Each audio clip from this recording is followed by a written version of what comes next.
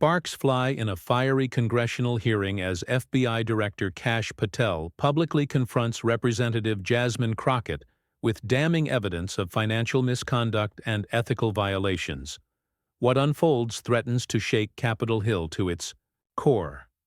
The room was electric. The House Oversight Committee chamber, packed wall to wall with press, staffers, and unusually silent lawmakers, seemed to vibrate with tension.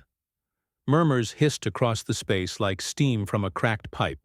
Every camera in the room was locked on the two figures at the center of what was quickly becoming the most anticipated hearing of the year: FBI Director Kash Patel and Congresswoman Jasmine Crockett.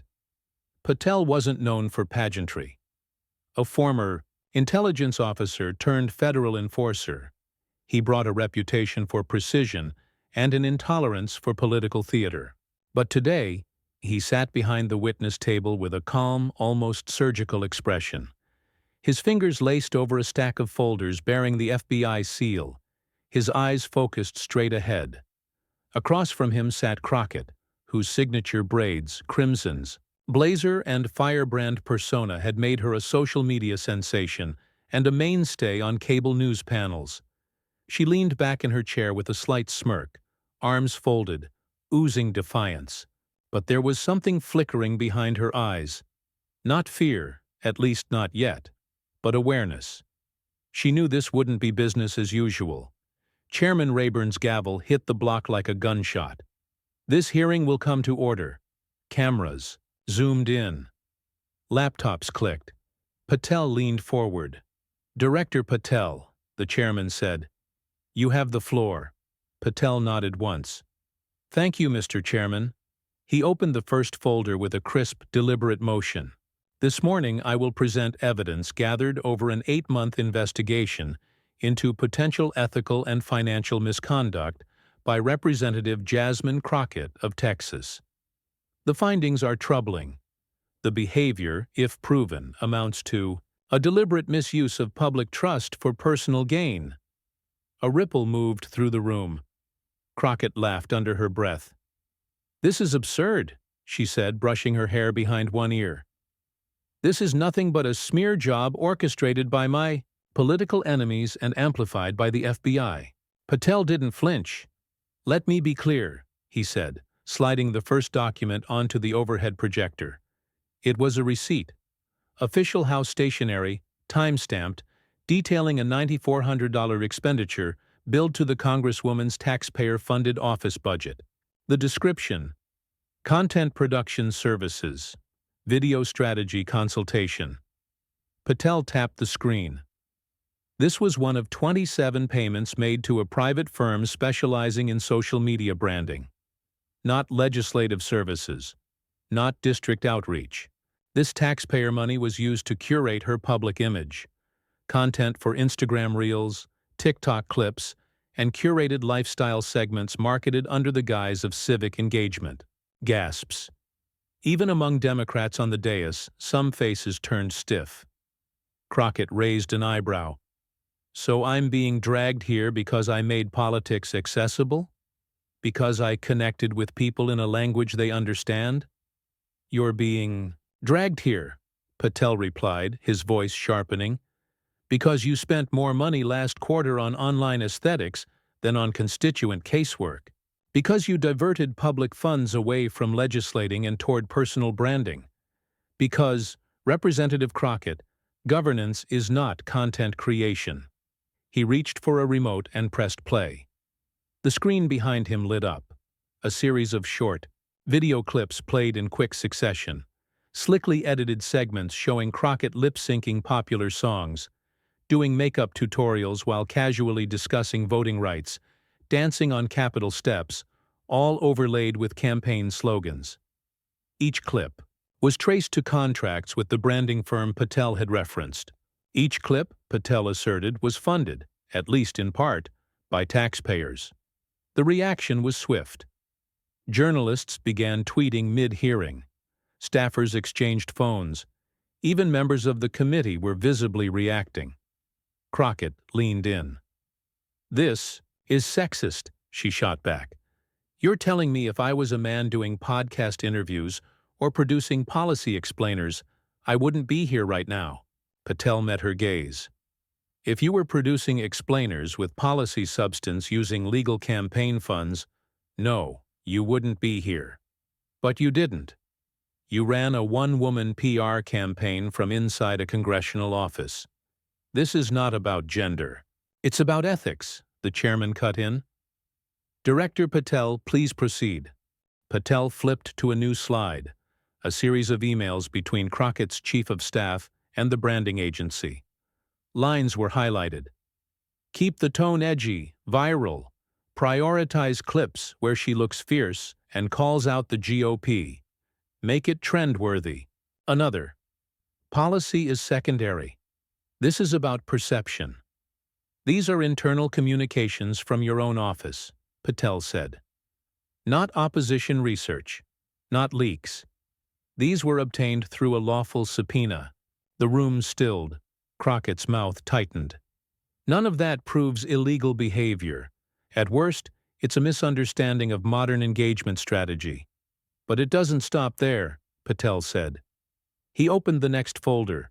Over the next hour, I will present campaign finance records that show a pattern of suspicious donations routed through shell packs. Several of these organizations list no staff, no address, no history of political activity, except for sending five-figure contributions to Representative Crockett's campaign. Some donors appear linked to contracts awarded within her district. We are still tracing the money. Crockett's smirk was gone. Are you accusing me of pay-to-play? She asked, her tone lowering. I'm accusing you of behavior that suggests an exchange of influence for campaign contributions. Yes, Patel answered. An audible murmur surged through the gallery. Someone cursed under their breath. Crockett turned to the chairman. This is a witch hunt. It's meant to silence loud voices who dare to challenge the establishment. And yet, Patel replied calmly, the evidence speaks louder. He pressed another button. A chart appeared. Timelines, donation dates, contract awards, votes. The overlaps were disturbing. As I said, this is not personal. This is a matter of accountability. The chairman's gavel came down again, calling for order as voices began rising from the dais. Ladies and gentlemen, the chairman said, we're only just beginning. And just like that, the storm had arrived. What followed was less of a hearing and more of a slow public dissection. Kash Patel didn't raise his voice. He didn't need to. His precision cut deeper than anger ever could. He clicked to the next slide. A digital spreadsheet illuminated the screen, its columns populated with donor IDs, PAC names, and dollar amounts. Patel's laser pointer hovered over three particular entries, identical donation amounts of $11,000, all given within a 24-hour window. The donors were listed as employees of a landscaping company based in Houston. Yet Patel's voice cut through the room like a scalpel. These individuals have no known political activity before or after these donations. The business they're employed by hasn't secured a landscaping contract in over a decade. And yet, within days of these donations hitting Congresswoman Crockett's campaign account, a new city improvement project was greenlit in her district, one for which that same landscaping firm suddenly received a no-bid contract. Crockett exhaled loudly. You're implying a lot, but proving very little. I'm establishing a pattern, Patel replied. One we've observed not once, not twice, but 13 times across a span of 15 months. Your campaign appears to operate with the precision of a machine, one where donations and district contracts operate in lockstep. He tapped the pointer again. Another screen loaded. Bank transfers, timestamps, and signed authorizations.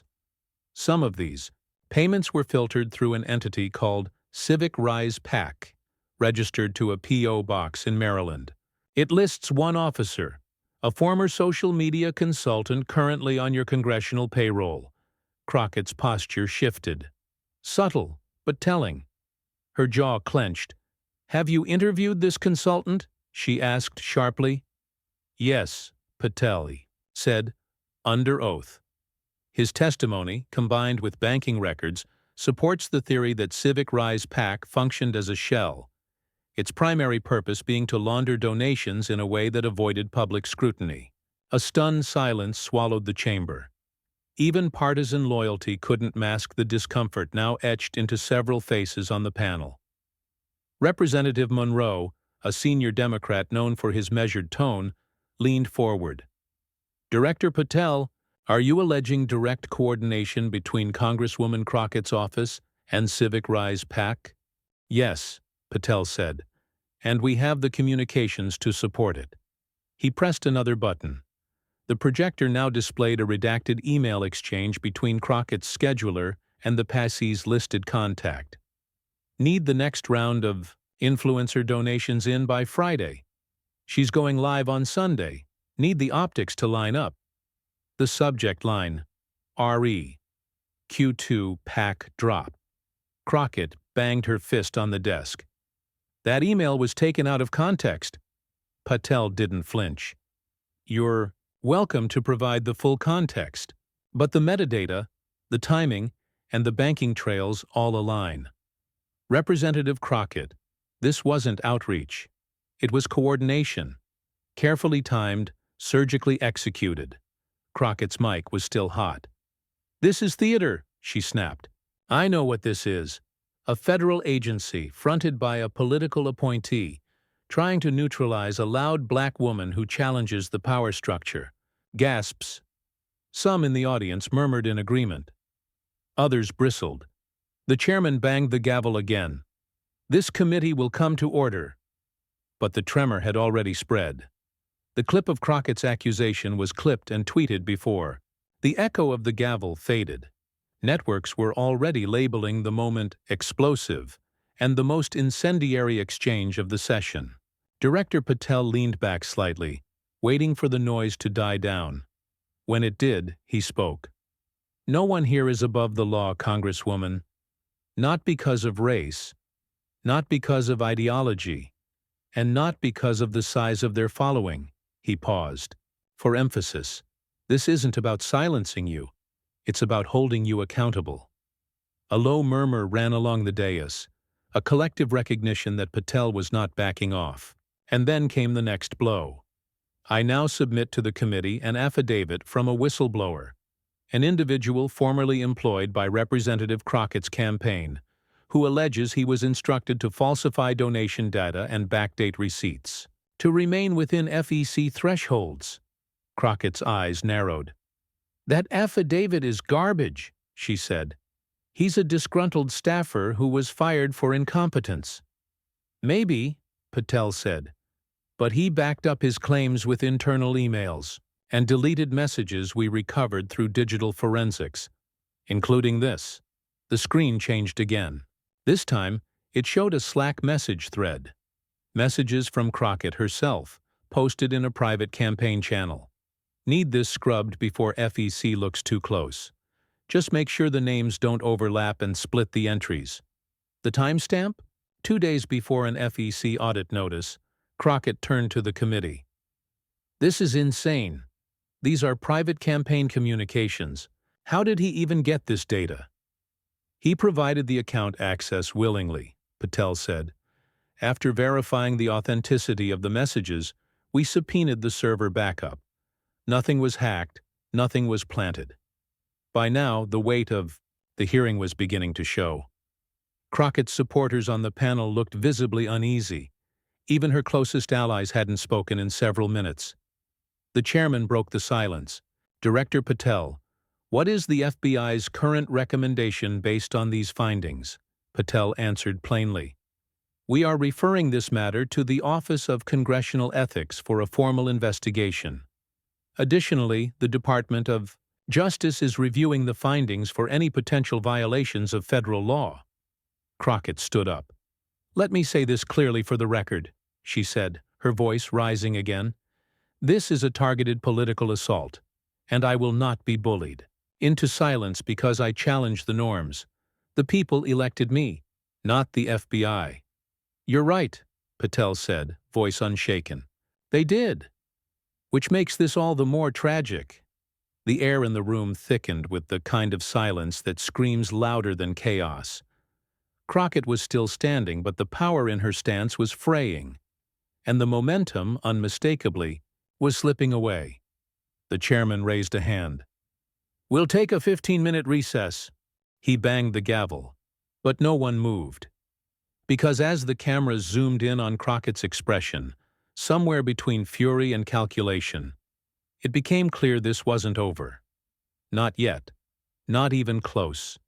As the recess bell echoed through the marble corridors of Capitol Hill, the committee room remained a battlefield frozen in the aftermath of an airstrike. Staffers whispered urgently behind clipboards.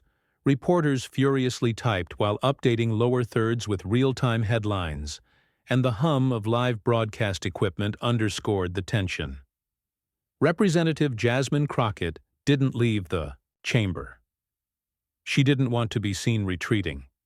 Cameras stayed trained on her like wolves circling a wounded alpha, and she wasn't about to blink. Director Kash Patel, by contrast, moved with the exact same poise he entered with.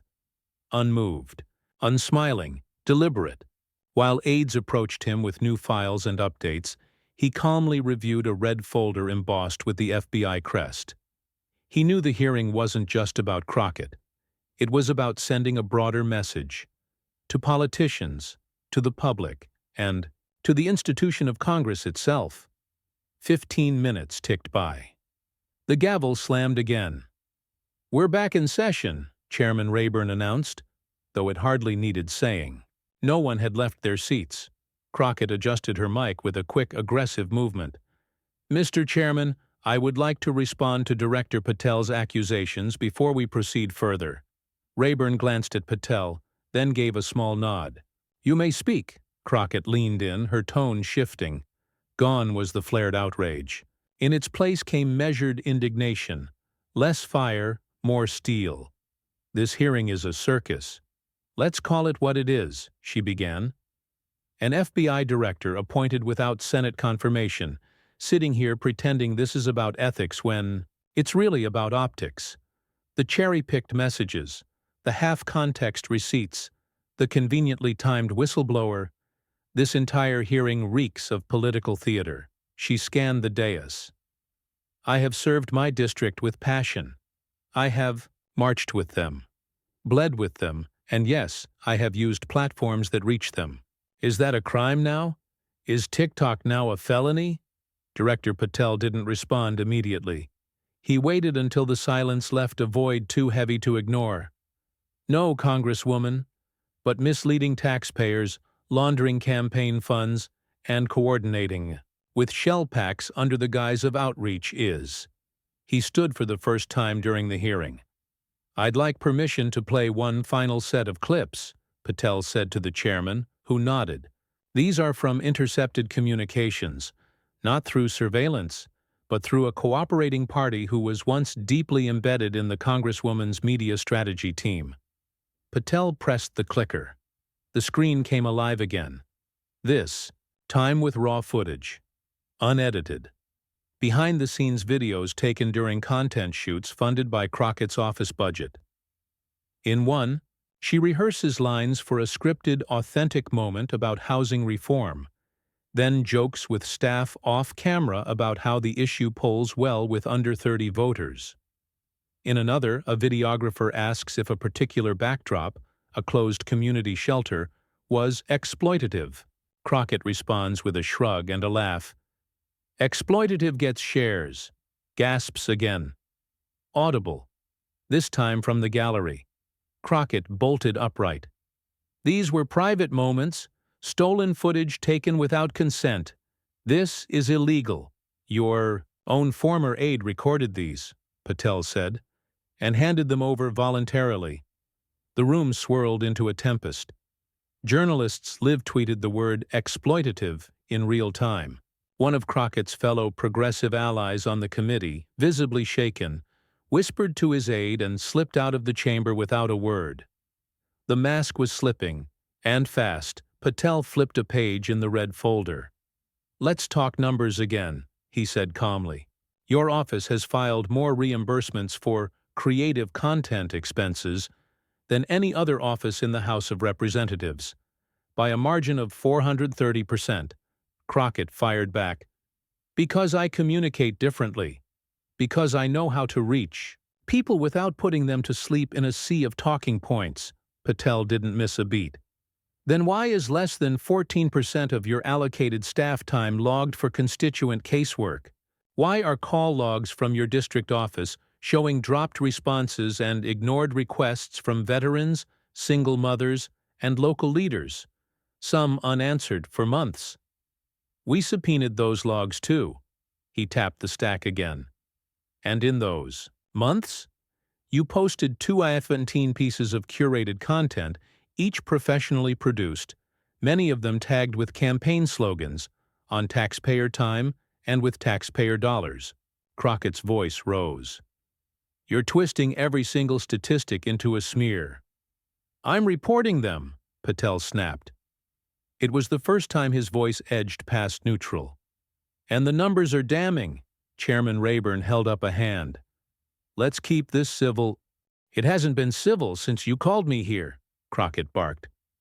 "Let's not pretend this isn't about control. You don't like the way I sound, the way I dress, the fact that I've made a name outside this boys' club. You want compliance, not representatives." A few claps broke out in the audience. Sympathy applause, but they were short-lived because Patel wasn't done. He clicked one final slide. Not documents, not clips.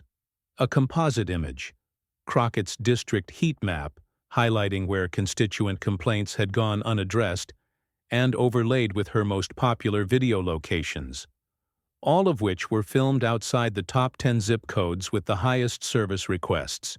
"This map tells a story," Patel said. "A story of a representative who left her district behind to build a brand. A representative who treats governance as a backdrop, not a duty."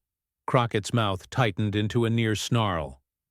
"And yet, I won my last election by 30 points. The people seem to disagree with you." "They voted for who they thought you were," Patel said. "They deserve to know who you really are." The chairman leaned forward, clearly sensing the hearing spiraling toward the edge of its final act. "Director Patel, are you submitting any further exhibits?" "One last item," Patel said. He held up a sealed envelope. "This is a signed statement from a current House employee, anonymous for now, detailing internal pressure to alter constituent service logs, to artificially inflate office performance metrics. The statement includes dates, task IDs, and command chains. If verified, this will amount to falsification of federal records." The committee members erupted. Multiple people began speaking at once. Crockett's lawyer leaned in and whispered furiously into her ear. She pushed him away. "This is outrageous," she snapped. "You're going to believe nameless snitches over a sitting member of Congress?" "We believe the facts," Patel said. "And so will the Office of Congressional Ethics." The chairman banged the gavel with finality. "We'll recess again. The committee will return after reviewing the new evidence." Patel nodded and stepped away from the podium. Crockett remained seated, trembling slightly. Whether from fury or fear, it wasn't yet clear. Her hands, once animated, now gripped the desk edge tightly. The storm hadn't passed. It was only gathering force. The second. Recess offered no sanctuary. Outside the hearing room, the air was thicker than ever. Press conferences began forming in the hallways, aides murmured nervously into phones, and somewhere beyond the lens of every camera, party leadership met behind closed doors. Inside the chamber, time seemed suspended. Even the wood-paneled walls, normally silent witnesses to Capitol decorum, now felt like they were leaning in. Director Kash Patel returned to his seat with the same measured stillness that had defined every second of his presence. No fist-pounding, no raised voice. Just truth, unfolded, documented, weaponized. Representative Jasmine Crockett, on the other hand, had become visibly fractured. Gone was the defiant smile, the confidence that had once danced across her features like a spotlight. In its place, teeth set, jaw clenched, one leg bouncing beneath the desk, an unconscious drumbeat of dread. The chairman called the hearing back to order. This time the gavel didn't crack. It dropped, slow and deliberate. Director Patel, Representative Crockett, he began. We are now proceeding with committee questioning. You'll each have opportunities to respond as members present inquiries. I advise decorum. The nation is watching. The first to speak was Representative Fallon, a Republican who skipped the courtesy. Director Patel, are there any other sitting members implicated in this broader trend of influencer-style self-promotion funded by the taxpayer? Patel nodded. This case focuses on Representative Crockett specifically, but yes, our office has identified similar behaviors in other congressional offices, albeit none as systemic, sustained, or aggressive in financial coordination. Fallon turned toward Crockett. Congresswoman, how do you respond to the accusation that you've turned your office into a media production company? Crockett smiled, but it was the wrong kind of smile. Tight, controlled, implosive. I respond by reminding you, she said, that I represent a new kind of leadership, one that doesn't speak in monotone from behind the curtain. I connect, I inspire, and no procedural hit job will erase that. Fallon raised an eyebrow. Is that a yes or a no? Chairman Rayburn interrupted before she could answer. Let's keep this focused. Director Patel, what's the legal threshold we're approaching here? Are we dealing with censure, criminal referral, or both? Patel turned a page in the red folder. If the Office of Congressional Ethics finds the evidence corroborates the campaign coordination, misuse of funds, and record falsification, the matter would likely exceed a censure. It could rise to a federal indictment. Another wave of noise hit the chamber. Crockett stiffened. I didn't falsify anything, she snapped. I relied on my staff. I delegated. That's what a leader does. But you authorized the budget, Patel replied, eyes locking with hers. You signed the requests, you approved the vendor, and you knew exactly where the money was going. He clicked a final button on the overhead display. Up came a signature, block from a digital authorization form. Crockett's digital ID, time-stamped, approving $13,175 for Community Outreach, Multimedia Strategy. Underneath, Patel had highlighted the vendor's full name, Virality & Co., a company that, according to its own website, specialized in next-level personal branding for emerging political figures. Patel let the silence stretch. You didn't just sign off on this. You designed it.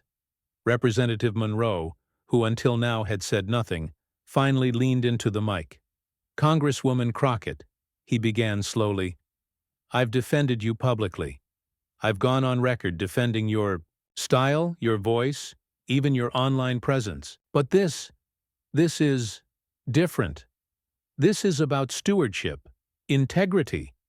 We may come from different generations, but no generation is exempt from accountability. Crockett stared at him like a betrayal had just bloomed in real time. Don't you dare lecture me about accountability, she hissed. I've had threats on my life for standing up for the people you ignore. I've worked 3 times as hard to get half the credit. And now you want to tear me down because I'm too loud for your liking? This isn't about volume, Monroe replied evenly. It's about values. Crockett turned to the chairman. This is a farce, a staged takedown. Director Patel's entire approach today has been theatrical, like he's auditioning for a Sunday show. Rayburn didn't even blink. Then you should have no problem answering this. Did you instruct any member of your staff to alter logs, manipulate donation records, or scrub social media metadata prior to audits? Her eyes narrowed. I've never instructed anyone to break the law. But did you instruct them to hide anything? He pushed. Silence. That silence didn't last long. Patel slid one last piece of paper across the table toward the committee clerk. It was a text message, transcript, taken from a secure messaging app used by Crockett's campaign team. The message, from Crockett to her digital strategist, read, "If this blows back, I need deniability. Make it look like it came from the team, not me. Delete anything that links it directly." She stared at the screen as if seeing her own ghost. Her lawyer reached to cover the mic. She batted his hand away. "That message was taken out of context," she muttered. "The defense brittle now, hollow." Patel didn't press. He simply said, "It speaks for itself." The chairman nodded slowly. "This committee will go into executive review at the close of today's session. Based on the evidence submitted, we will draft a referral to the House Ethics Committee for immediate consideration." Crockett shot up from her seat. "I will not be sacrificed to preserve your idea." "Of order," she said, voice trembling. "You want to make me the face of dysfunction, the symbol of a broken Congress, because it's easier than fixing what's actually broken. And yet here you are," Patel said, his tone colder now. "Broken by your own hand." The impact of those words landed like a blow. Not with violence, with inevitability. The hearing didn't adjourn. It simply stalled in its own gravity, each person too stunned or uncertain to move. What had started as a tense hearing had become something else, a reckoning, and it wasn't finished. The final move was still to come. No one said it aloud, but everyone in the chamber understood it. The veneer had cracked, the game was up, and there would be no return to business as usual. Representative Jasmine Crockett, once a rising star with viral charisma and a bulletproof brand, now stood on the wrong end of a narrative she couldn't spin, meme, or outshout. The chairman sat straighter, his voice clearer than it had been all day.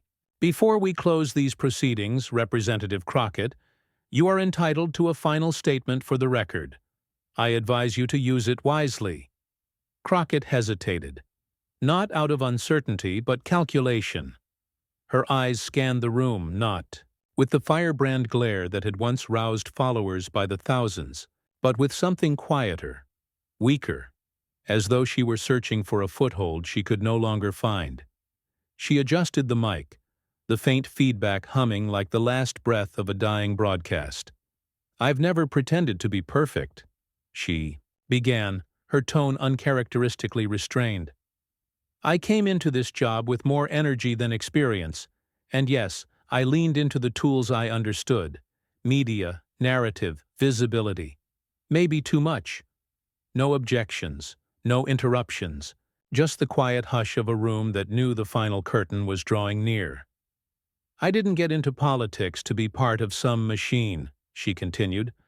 "I got into it because I was tired of people like me, people in my district, being invisible. I turned that visibility into a weapon. And maybe I went too far. Maybe I got caught up in building a version of myself the public would follow, instead of the servant they actually needed." Across the room, even some of her staunchest critics didn't smirk. There was no gloating, just a kind of weary acknowledgement that finally the truth had shown up, even if it came late and dressed in the wreckage of consequences. "But I won't pretend I didn't know better," Crockett said, her voice dropping. "The moment I asked someone to cover a trail, to blur a line, I became the very thing I claimed to stand against." She turned, this time to face Director Kash Patel directly. "I still believe you came after me for more than just justice. Maybe politics did play a role in how this unfolded, but that doesn't change the core of it. I lost sight of what mattered." A long pause. Then she sat back down, exhaling like she'd finally dropped a weight she'd been carrying for far too long. Chairman Rayburn nodded once, then turned to Patel. "Director Patel, any closing remarks?" Patel stood without papers this time, hands clasped, his voice measured but resolute. "Accountability isn't about destroying someone. It's about restoring the standard. Congress is not a stage. Public service is not a performance. And the American people deserve leaders who treat their trust like sacred ground. He glanced briefly at Crockett, not with vengeance, but with finality. This hearing was never about vengeance. It was about clarity. And now the truth is on record.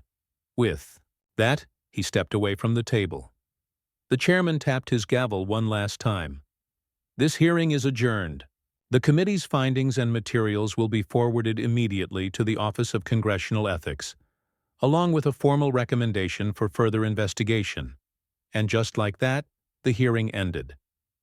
But the story didn't fade quietly. Within the hour, every major news outlet had gone live with wall-to-wall coverage.